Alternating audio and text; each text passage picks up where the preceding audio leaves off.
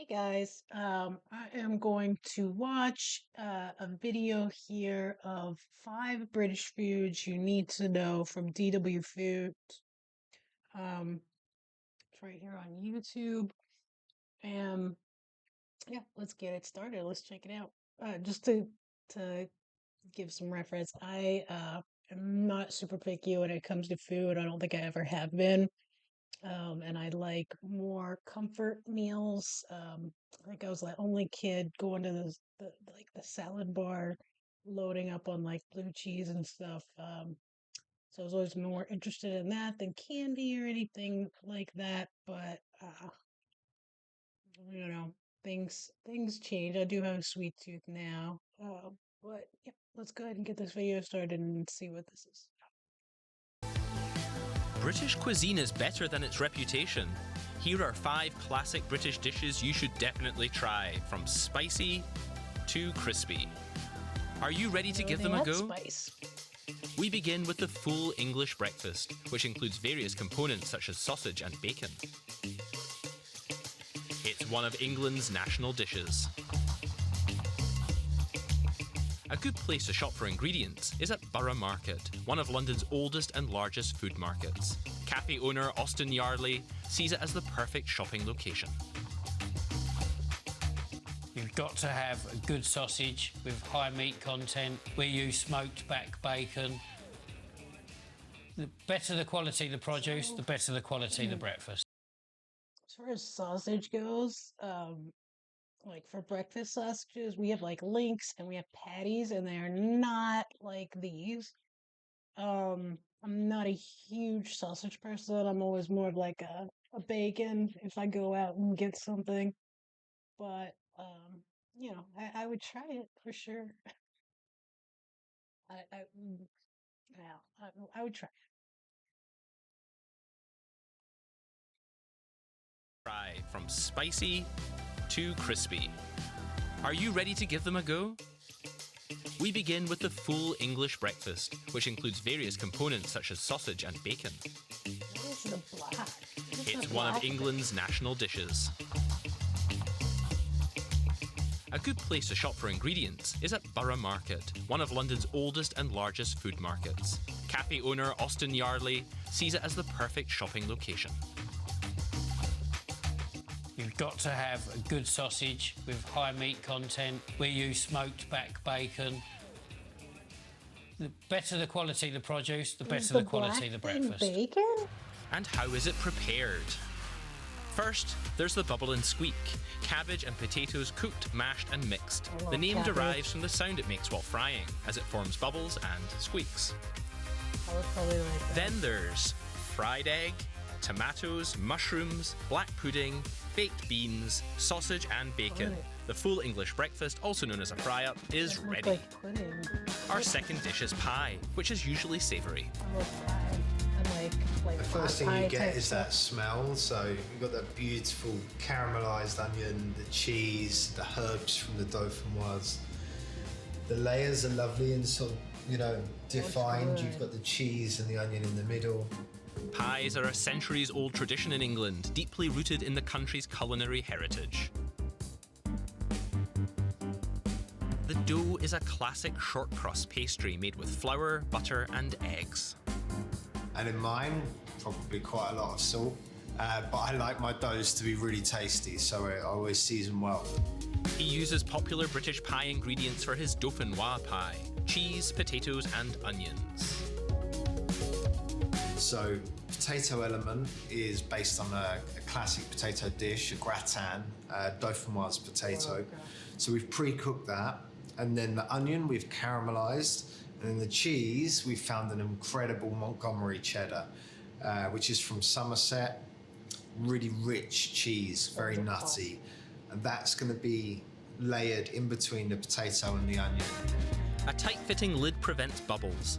The pie is brushed with egg yolk, decorated and baked in the oven till it's golden brown.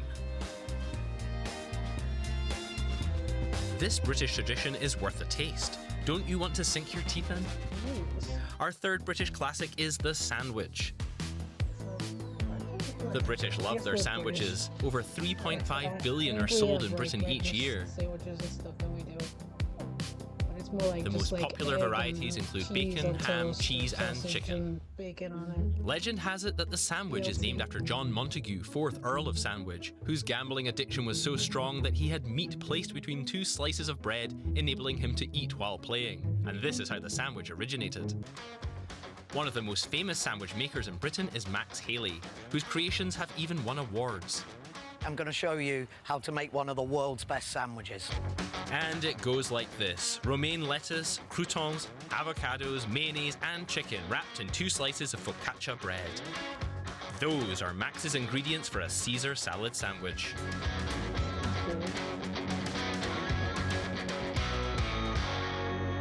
That's a breakfast? The this rule was really is not, like, hot, this was just, cold, like, moving on from sweet, something else. sour, crunchy and soft. And it is within those 3 core contrasts that I believe your brain finds delicious.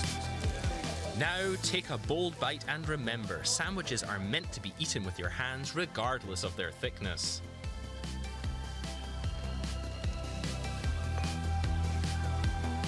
So what this kind of reminds me a little bit of the sandwiches is like when we have Thanksgiving here, we traditionally have like either ham or turkey, and then for us, like our family has like a special I think it's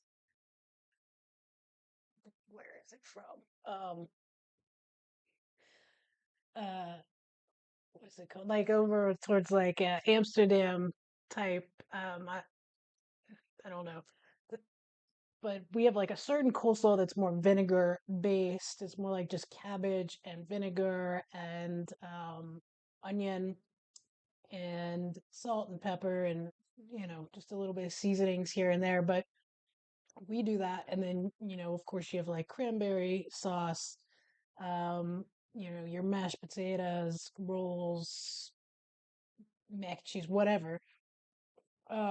And then like my favorite thing is having the leftovers the next day, and then you get I like to take my rolls, cut them in half if you have a good sized roll or just regular bread, and then you put in the cold turkey, or I guess you could heat it up and put a little bit of gravy on it. Put that like cabbage on, um, even like stuffing on it. I like. Um, but that's kind of what you get like that crunch, you get your meat that can be warm along with the gravy, you get your stuffing in there with the sauce, and you get it's just it's so good. Like that you really do need like a really good combination of textures and stuff like that for a really good sandwich, and that seems like kind of like what is going on with that chicken Caesar sandwich. Cutlery is once again required for the 4th classic dish, the like a classic puff Sunday pastry? roast. What makes this meal so special for the British? One of my, For me, if it's not my silver pudding, favorite because my dad meal. used to make it at home, so it's a good reminder of what I had as a kid. The potatoes. The best the gravy.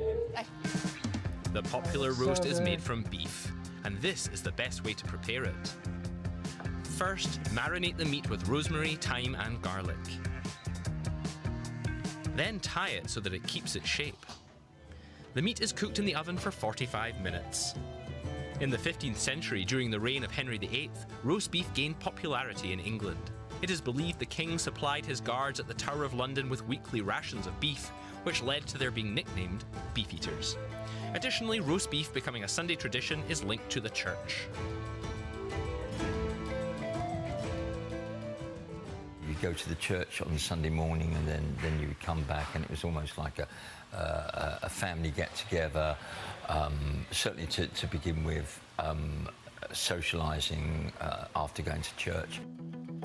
Yorkshire pudding is perhaps the most British element of the Sunday roast. It consists of egg, milk and flour. After mixing the ingredients, the batter is placed in the oven. Yorkshire pudding shape is created by the hot fat in the baking tin, which puffs it up.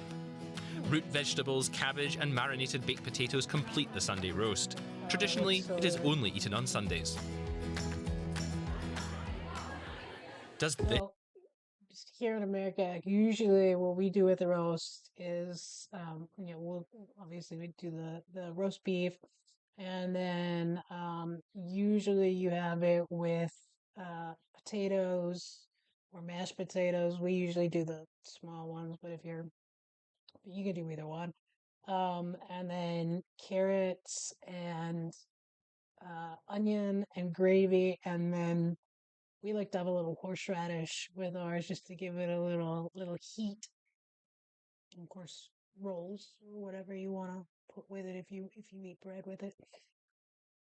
This look familiar? That's right.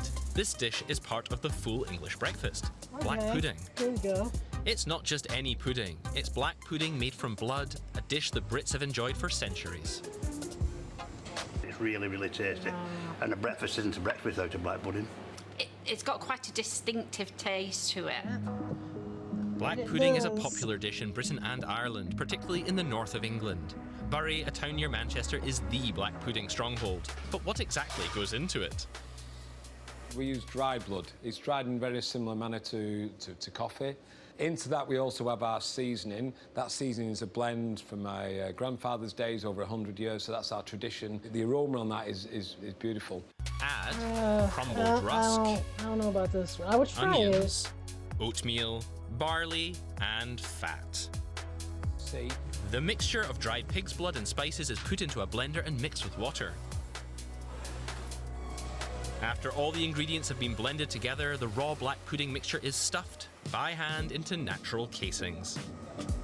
It's a traditional thing that's been going on for hundreds, 200s of years. There is no machine in the world that links black puddings. We do it as humans. Finally, the sausages are boiled in a water bath. Would you try black pudding, or would you opt for one of the other 4 British food classics? Yeah, I don't know about that pudding there. We don't do that. I mean, I'm sure there are British people that have brought it over and enjoy it and make it, but I can't say I've ever come across it. I don't know. I think with that one, I would try it if I was there, uh, where they have been obviously preparing it for a long time. But I wouldn't have high expectations on that. But yeah, that's the video, guys. I actually have a can of Heinz beans in my pantry right now. Had it for a minute because I wanted to try the uh the beans on toast that the British do. Um, we like beans here. We like baked beans. So I thought that would be good. I know when I was on this medication for a little while that made me really, really nauseous, and I had a hard time really getting anything down. I didn't have an appetite, and anyway, the only thing that I would want, and I would go and I would open up a can of beans. Specifically, I would open up a can of bean with bacon soup, and I would just eat it straight out of the can cold. Like that was the only thing because I was like getting my protein out of that, and it was hearty, and I could get it a couple bites that I could stomach and actually be able to keep it down. So, anyways, I wanted to get this stuff and give it a try. Um, Here one of these days, maybe we'll film it or something. But yeah, this was my first video reacting to anything. Hopefully you guys like it and we could do some more videos. If you want to comment below, maybe give me some ideas of other videos that I could look at. We could do food, we could do culture anywhere. I've just always kind of had an interest in going to Britain and that area. Actually, just a lot of Europe. But yeah, just give me a like, give us some comments, give me some ideas of what you guys might want to see. And yeah, have a great day. Like and subscribe. Thank you guys.